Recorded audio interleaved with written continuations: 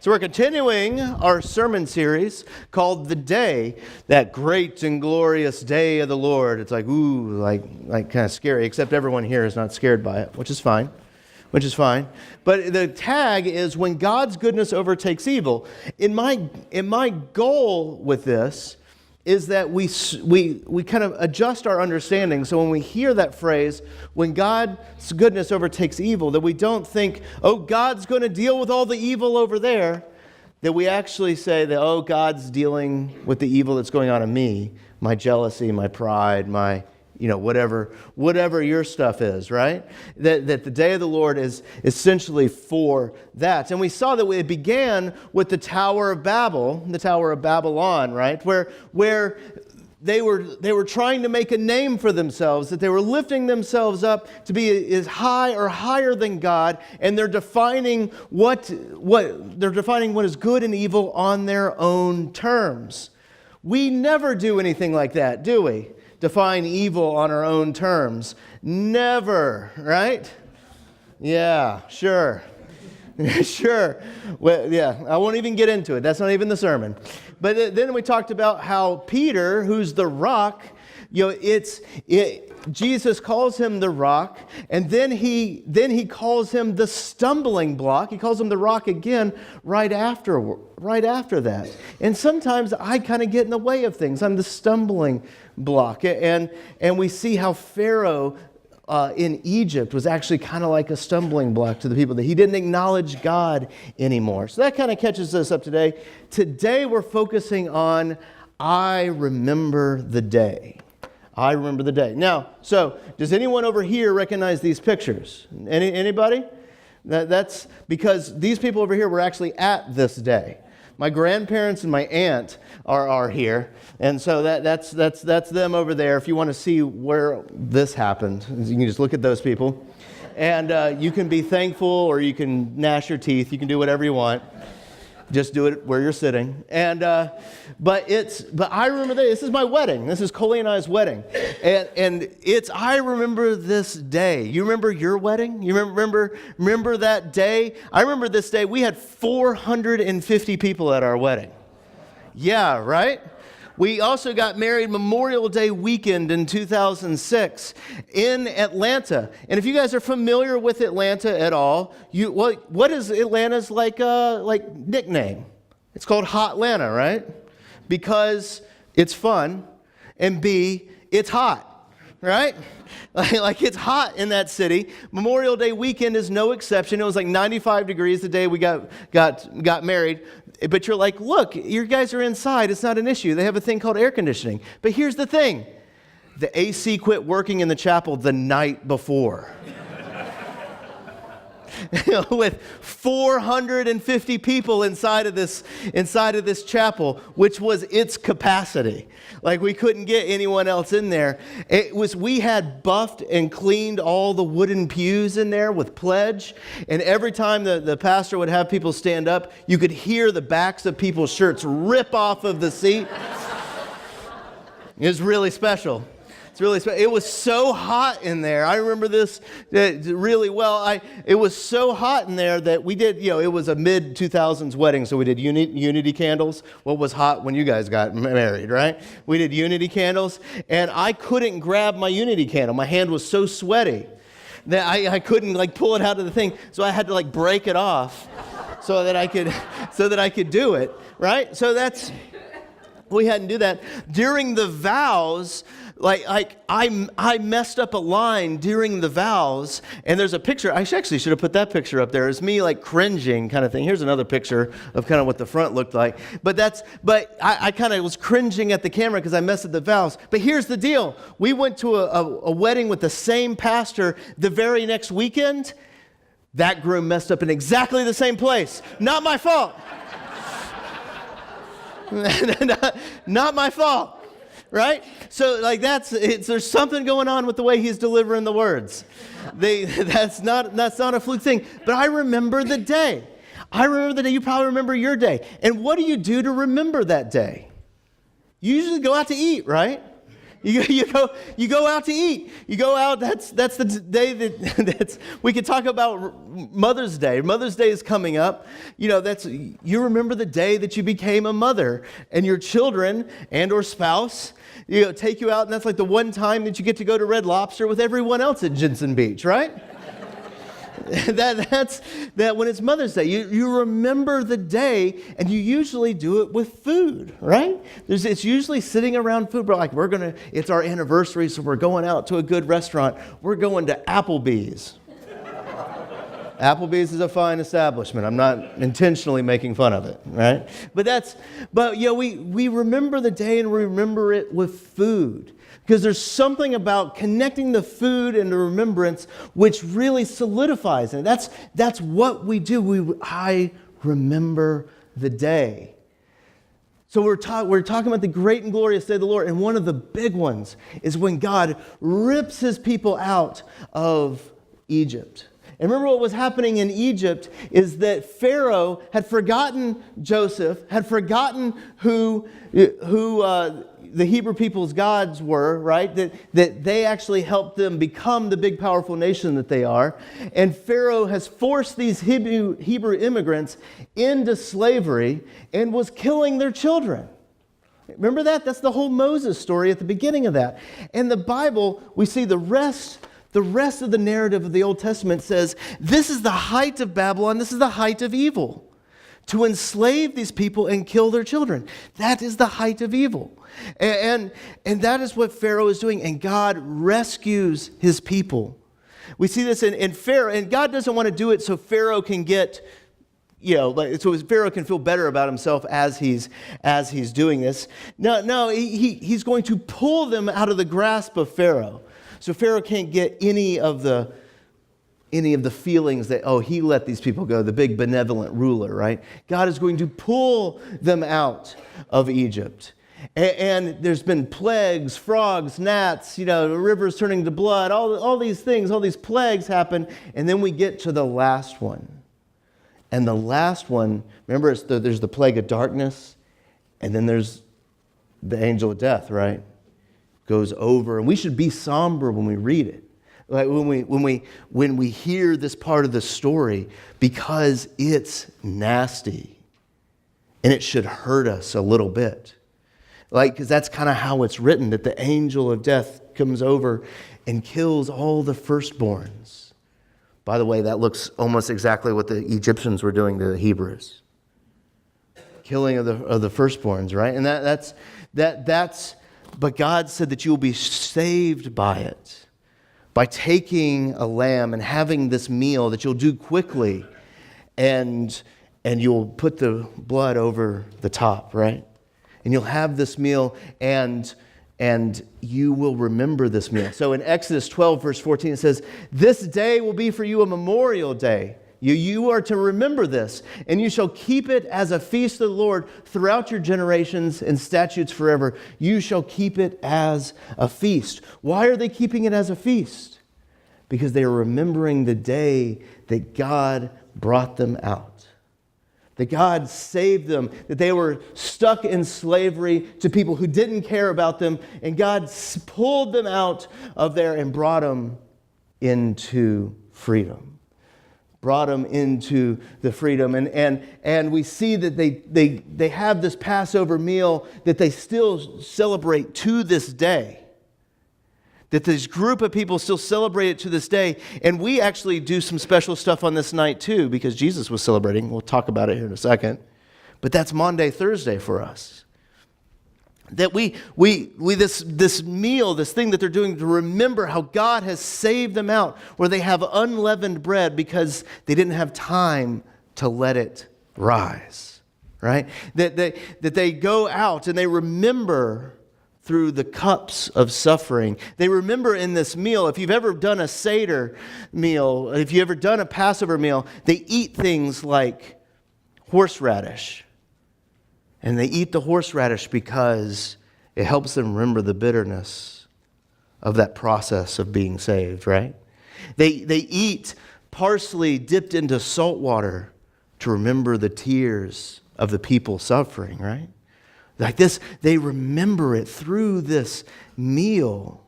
And it's this celebration, remember, of God saving his people. So he takes them over and they get he pulls them out of Egypt's grasp and they get kind of up against this sea of reeds, the Red Sea, right?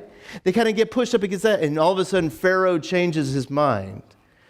And he's like, I'm just going to go ahead and kill these people. So he comes running after them, and God parts the Red Sea.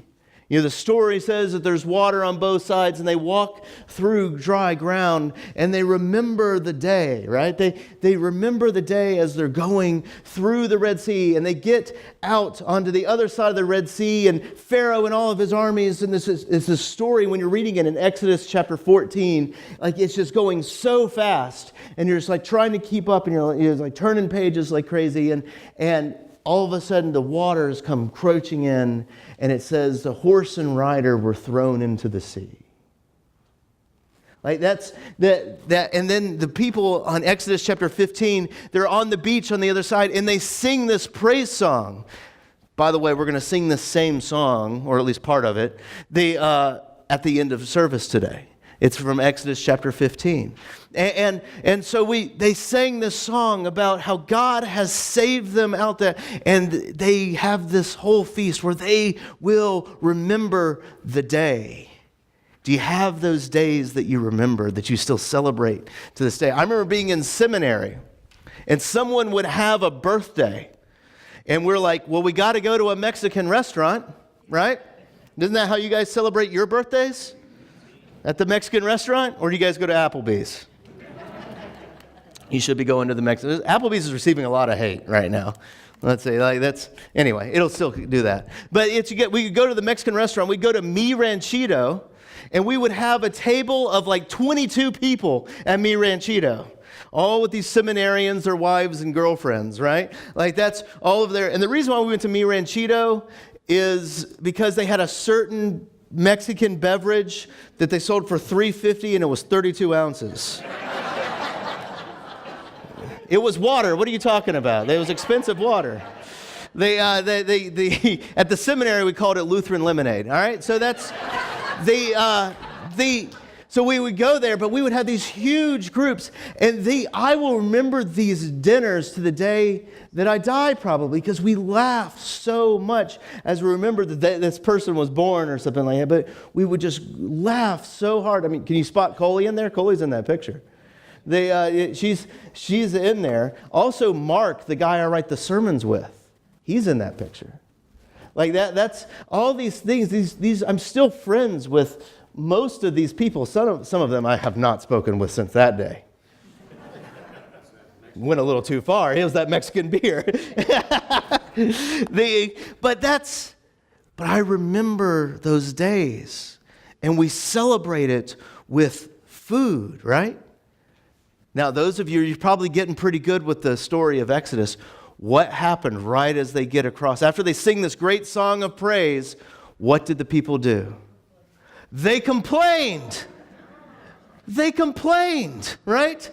They said, so Exodus 16, right after they sing this huge song of praise, they can probably still smell the salt in the air from the sea. They can probably still smell it. They had this amazing thing happen, and they're like, So the whole congregation went, the people of Israel grumbled against Moses and Aaron in the wilderness. They grumbled against Chuck Heston. Can you believe that? Who would do that?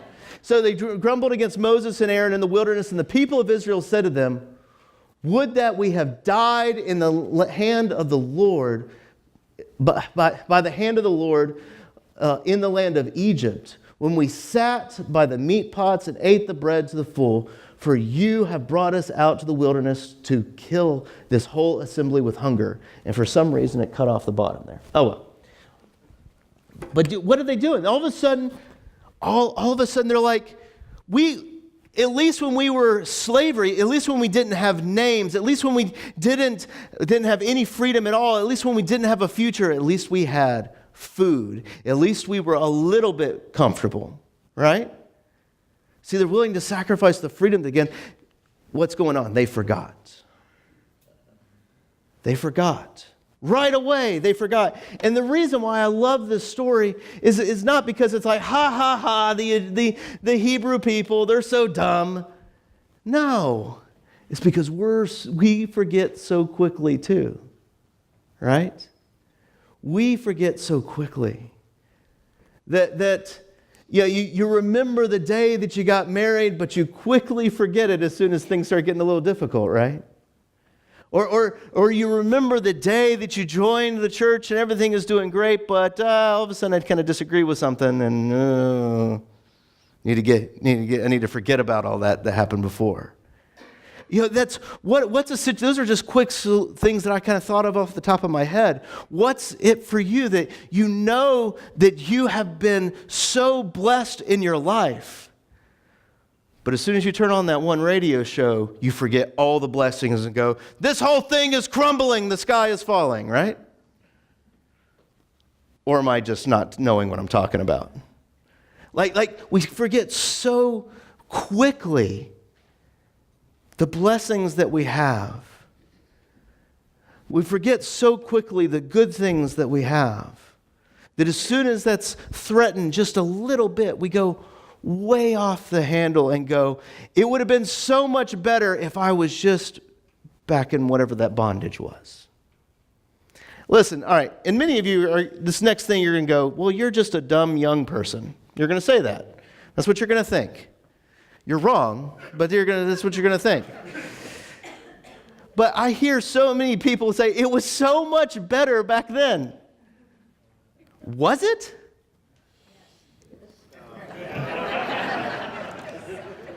Be careful that you don't look at the past with rose-colored glasses. Be careful. Think about it for a second. Let's see if I can change your thinking for just a second. I'm in my mid-30s, and when I wake up, sometimes my feet hurt, even though I haven't been on them all night, right? My knees hurt. And I know many of you are farther into that. But what is that? I know sometimes it's like, man, I wish my knees wouldn't hurt. I wish that my back didn't hurt. But what's that a sign of? It's a sign of a life lived, right?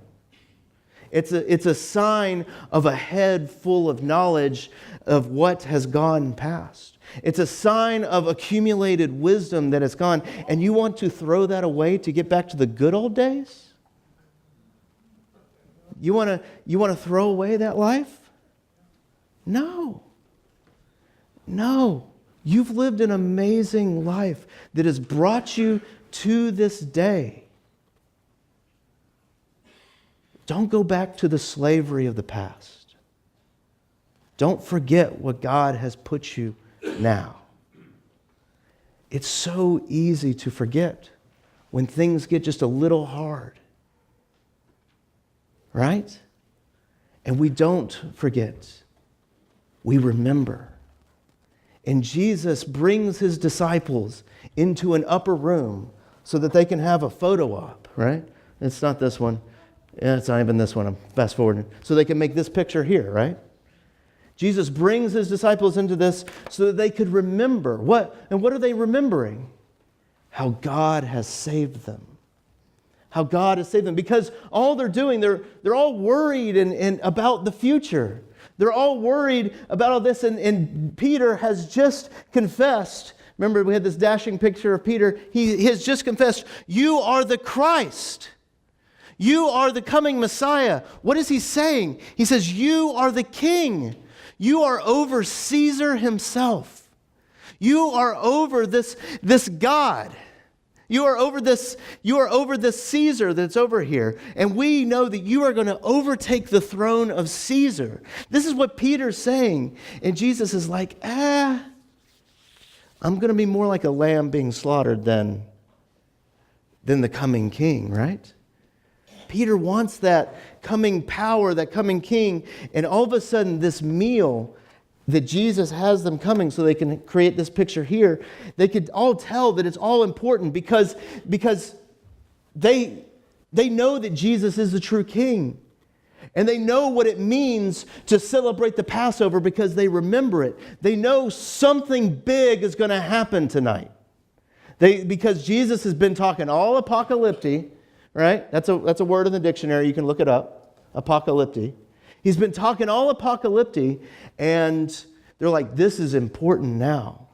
And Jesus says, what does Jesus say about this meal? He says, do it in remembrance of me, right? He says, take and eat. This is my body and blood given for you. It sounds like the Passover.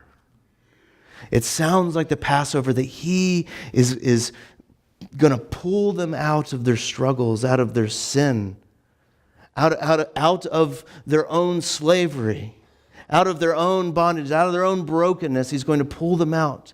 And he's saying, remember this meal and pass it down so you can remember this night. So that you can remember how God has saved you from your sins. So that we can say, you know, I remember the day.